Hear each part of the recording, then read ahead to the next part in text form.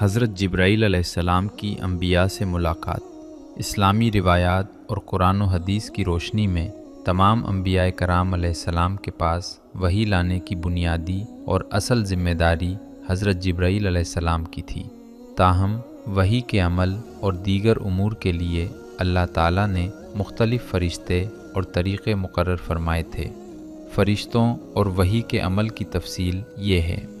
حضرت جبرائیل علیہ السلام سفیر الہی تمام انبیاء کے پاس وحی لانے کے لیے اللہ تعالیٰ نے حضرت جبرائیل علیہ السلام کو منتخب فرمایا تھا۔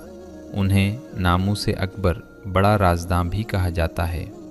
حضرت آدم علیہ السلام زمین پر آنے کے بعد آپ کی رہنمائی کے لیے جبرائیل علیہ السلام تشریف لائے۔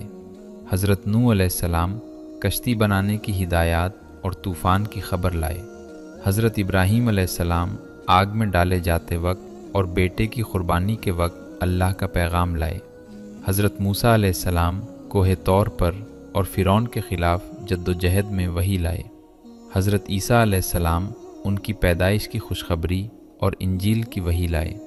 حضرت محمد صلی اللہ علیہ وسلم غار حرا میں پہلی وحی سے لے کر آخری وحی تک تمام قرآن انہی کے ذریعے نازل ہوا۔ کیا دوسرے فرشتے وحی لائے؟ علماء اور مفسرین کے مطابق پیغام الہی، شریعت اور احکامات لانے کے لیے صرف حضرت جبرائیل علیہ السلام ہی مقرر تھے، لیکن بعض مخصوص حالات میں دوسرے فرشتوں کا ذکر بھی آتا ہے۔ حضرت میکائیل علیہ السلام۔ کچھ روایات میں آتا ہے کہ نبوت کے بالکل ابتدائی مرحلے میں جبرائیل علیہ السلام کے مستقل ڈیوٹی سنبھالنے سے پہلے کچھ عرصہ حضرت میکائیل علیہ السلام بھی نبی کریم صلی اللہ علیہ وسلم کے پاس تشریف لائے تھے، لیکن قرآن کا نزول حضرت جبرائیل علیہ السلام کے ذریعے ہی ہوا۔ فرشتوں کی جماعت بشارات کے لیے۔ کبھی کبھی ایک سے زیادہ فرشتے کسی نبی کے پاس خوشخبری یا تنبیہ لے کر آتے تھے۔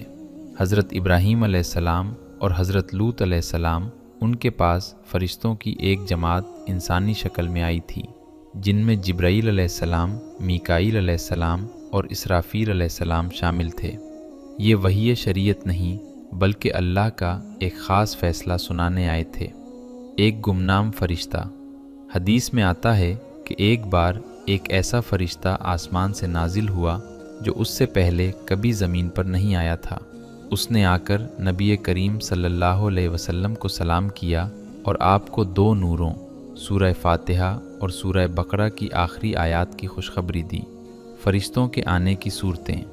انبیاء پر جب فرشتے وحی لے کر آتے تھے تو ان کی مختلف کیفیتیں ہوتی تھیں۔ فرشتہ اپنی اصل نورانی شکل میں ظاہر ہوتا، یہ بہت کم ہوتا تھا۔ فرشتہ ایک خوبصورت انسانی شکل میں آتا تاکہ نبی کریم صلی اللہ علیہ وسلم کے لیے بات چیت آسان ہو۔ اللہ تعالیٰ فرشتوں کے ذریعے سچے خواب میں پیغام بھیجتا۔ القاء، دل میں ڈالنا۔ فرشتہ سامنے ظاہر نہیں ہوتا تھا بلکہ نبی کے دل میں اللہ کا کلام پھونک دیتا تھا۔ وحی کے وقت فرشتوں کا ادب کیا تھا۔ قرآن مجید میں اللہ تعالیٰ فرماتا ہے کہ یہ وحی معزز اور نیک فرشتوں کے ہاتھوں میں ہوتی ہے۔ سورۃ عبس۔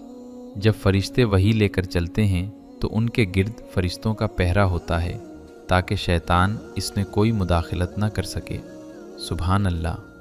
خلاصہ یہ ہے، 1,24,000 کم و بیش انبیاء کے پاس وحی لانے والے مرکزی فرشتے حضرت جبرائیل علیہ السلام ہی ہیں۔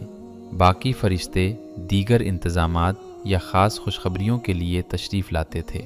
اللہ ہمیں نیک کام کرنے اور اس پہ عمل کرنے کی توفیق عطا فرمائے۔